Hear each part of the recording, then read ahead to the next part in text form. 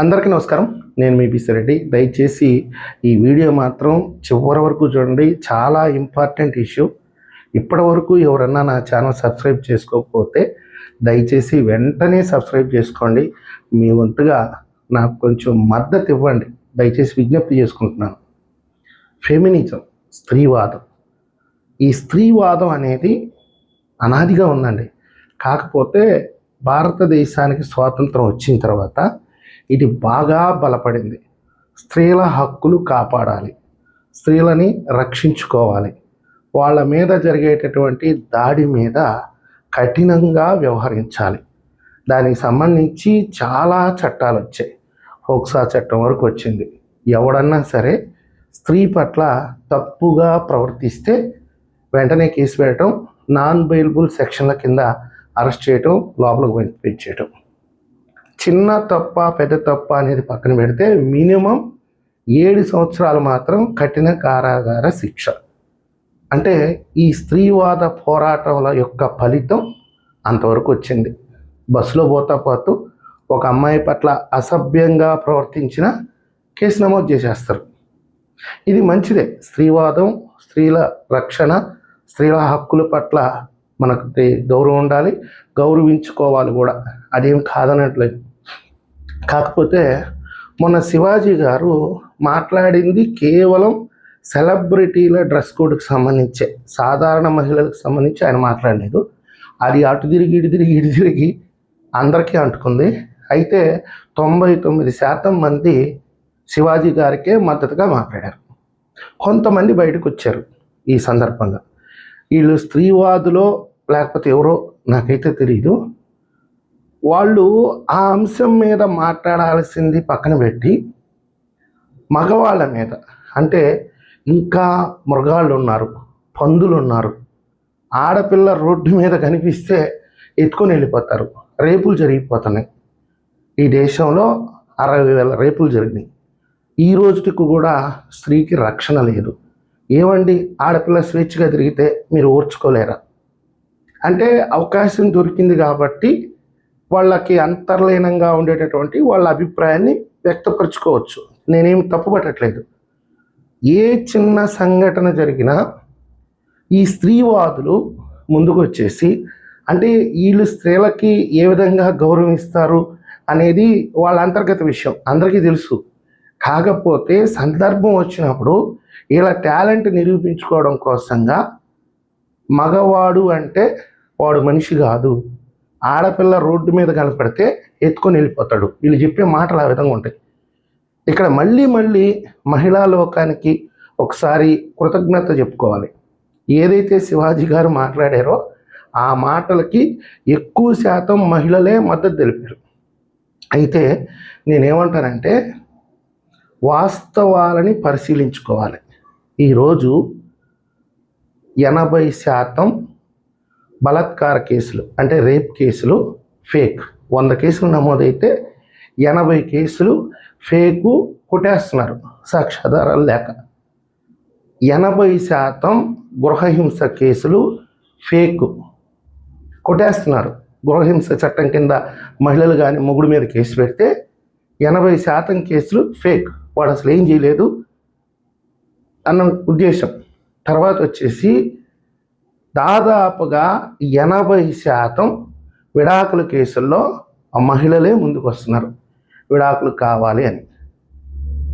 మీరు పోరాటంలో తప్పు లేదు, నేనేం కాదనట్లేదు. ఈ రోజుకి కూడా ఆడపిల్లకి అన్యాయమే జరుగుతుంది. ఆడపిల్లని కాపాడుకోవాల్సిన బాధ్యత మనందరి మీద ఉంది, ఖచ్చితంగా ఉంది. ఆడపిల్ల లేకపోతే సృష్టి లేదు, సర్వనాశనం అయిపోతాం. కాకపోతే ఆడపిల్లని కాపాడుకునే క్రమంలో మగవాడిని ఒక జంతువుగా క్రియేట్ చేసి ఆడపిల్లలకు చూపిస్తున్నారు. దాని ఫలితం ఎలా తయారైందంటే వివాహాలు కావట్లేదు. వాస్తవం ఇది, అందరూ ఒప్పుకోవాలి. ఇది ఒకటేనా కారణం అంటే ప్రథమంగా ఇదొకటే కారణం. ఒక పెళ్లి చేసుకోవాలి అంటే 1కి 10 సార్లు ఆలోచించే పరిస్థితి. వాళ్ళ కుటుంబం ఏంటి, వీడి నేపథ్యం ఏంటి, వీడి సాయంత్రం అయితే ఒక పొగ్గు మందు కొడతాడా, అంతకుముందు ఎవరితో సంబంధాలు ఉన్నాయా, ఒకవేళ నాతో పెళ్ళైన తర్వాత వీడు సక్రంగా నాతో కాపురం చేస్తాడా? ఇన్ని రకాలుగా క్రోడీకరించుకొని, అన్ని రకాలుగా పరిశీలించుకొని, అనుమానంతో పెళ్లి చేసుకొని, ఒక 2 సంవత్సరాలు కాపురం చేసి వాడు గిల్లితోనో గిస్తేనో కొట్టుకెళ్ళిపోతున్నారు డైవర్స్ కోసం. గృహహింస చట్టం కింద కేసులు పెట్టేస్తున్నారు. మొత్తం మీద అటు ఇటుగా ఒక 100 పెళ్ళిళ్ళు అయితే 50 పెళ్ళిళ్ళు కోర్టుల్లో ఉన్నాయి పెండింగ్లో డైవర్స్ కోసం. అంటే దీనికి కారణం ఏంటి? ఒక చిన్న వేసినటువంటి ఒక మాత్ర ఏంటంటే మగవాడు దుర్మార్గుడు.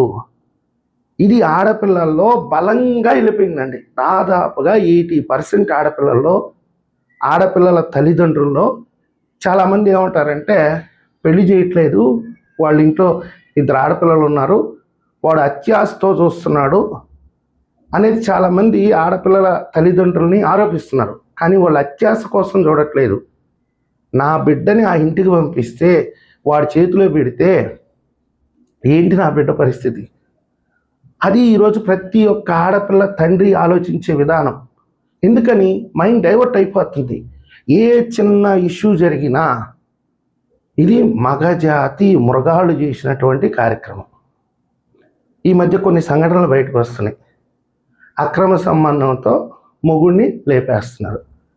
మిస్టోరియస్ డెత్లు.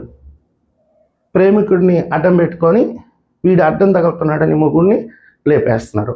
కేసుల విషయానికి వెళ్తే న్యాయస్థానాల్లో మహిళలు పెట్టిన కేసుల్లో 80% ఫేక్ కేసులు అయితే, ఈరోజు కొత్తగా వస్తున్నటువంటి అంశం ఏంటంటే మహిళలే మగవాడి మీద దాడి చేస్తున్నారు.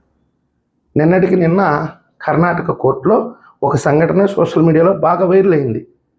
భరణం ఎగ్గొట్టాడని కోర్టు హాల్లోనే మొగుడిని కాలుతో తంతా ఈడ్చుకొచ్చింది బయటికి.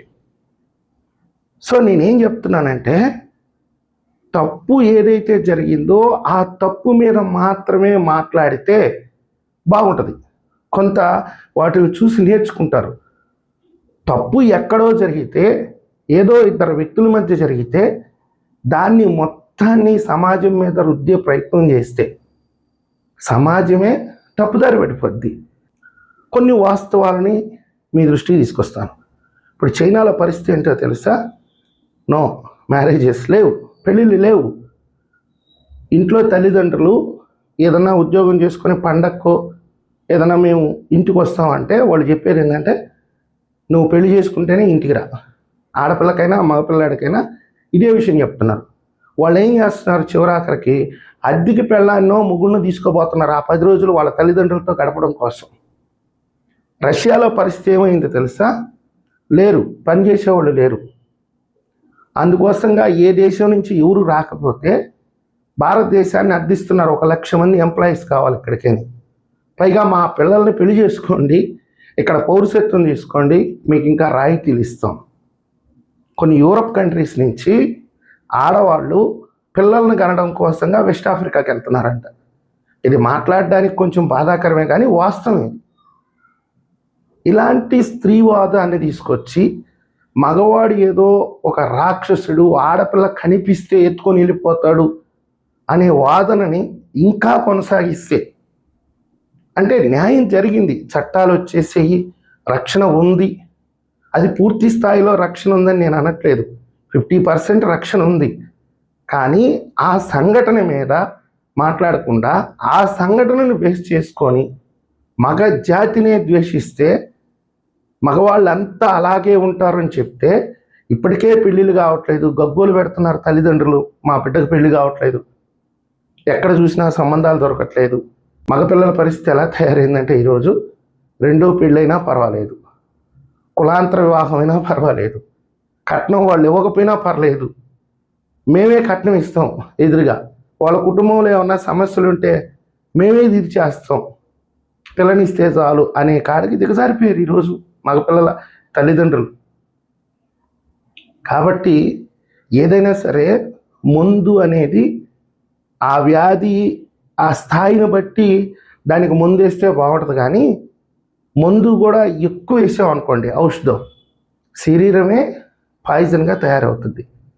మాలాంటి చిన్నవాళ్ళు చేసుకునేటటువంటి విజ్ఞప్తి ఏంటంటే ఏదైనా ఒక సంఘటన జరిగినప్పుడు ఆ సంఘటనలో తప్పెవరిది ఒప్పెవరిది అనే దాని మీద చర్చిస్తే బాగుంటుంది.